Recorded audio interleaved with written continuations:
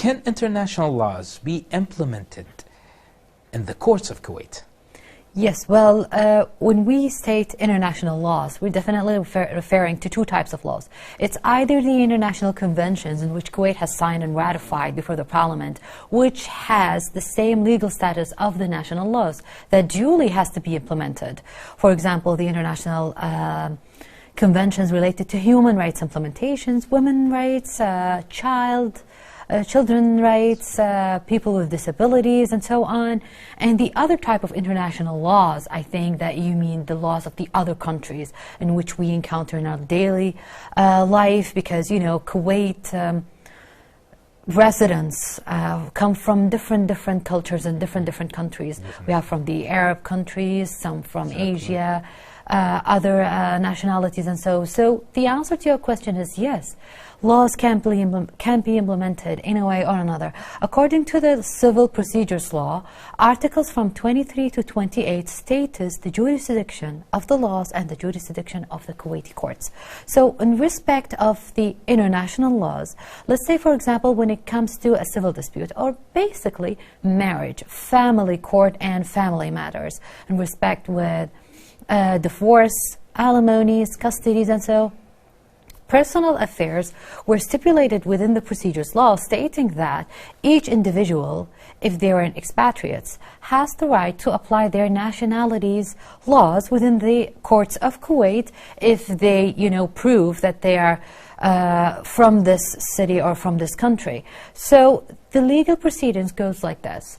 First, the individual who's claiming to apply their nationality law has to present this law ratified and attested by the Ministry of Justice in their country, Ministry of Foreign Affairs, and the Embassy of Kuwait within their country.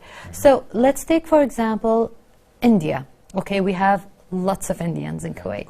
And let's say, for example, there's an Indian who wishes to have the Indian family law applied in the courts of Kuwait. Can that be happen? Is it? Of course. Yeah. It can't be happened, but there is several terms and proceedings that needs to be followed in order to have the law applied in the courts of Kuwait. So, for example, you as an individual cannot claim that you want the law to be applied if the court has already overviewed the hearing and was going to close it to verdict. Defenses and memorandum of defenses has already been let's say given and proposed, presented to the judge, and the both parties have already, you know, presented their claims, their demands and defense, and so this type of claim shall only be presented and requested by the court at the first hearing only, and before any memorandum of defense be presented. So the main issue of the dispute itself should not take place before the party who wishes to have their law implemented applies it before the judge. And when I say apply it, I mean, you know, individual like you and I do not apply, but we request.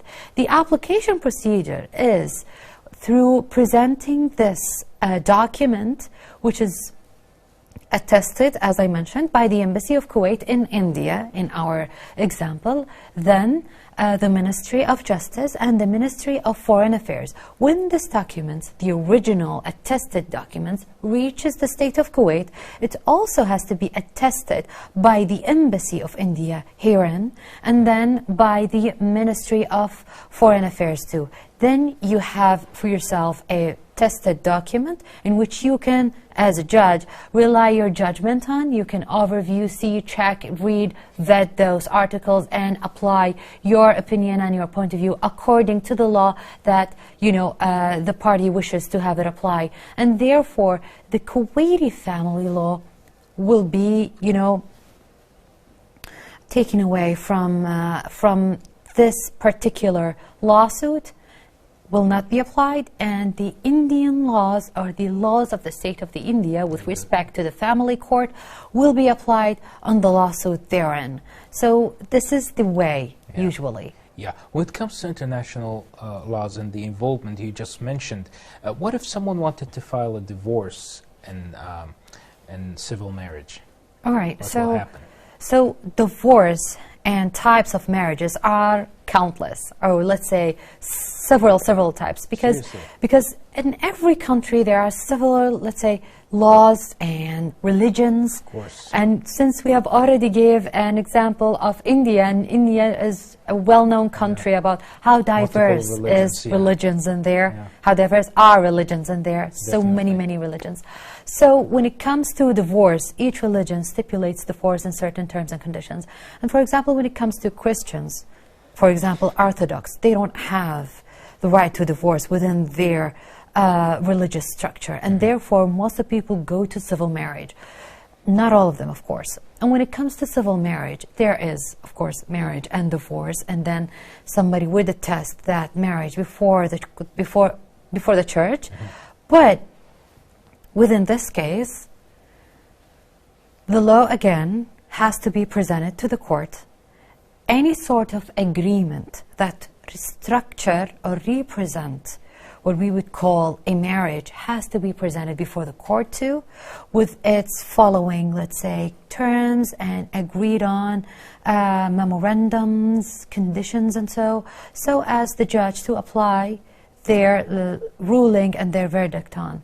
And I have worked on several cases in which, there is a marriage contract, there is non-Muslim, any sort of religion in there that is out there can be applied if the court was ever supplied with the specific law and the specific divorce certificate or marriage certificate. So let's say if a couple wanted to get married before the Kuwaiti courts, first we have to see what religion stipulates their marriage, because if, for example, if they were Christian, they have to go to the church, then have it attested, and then present this document to the court to have it attested again, and then you got your marriage certificate.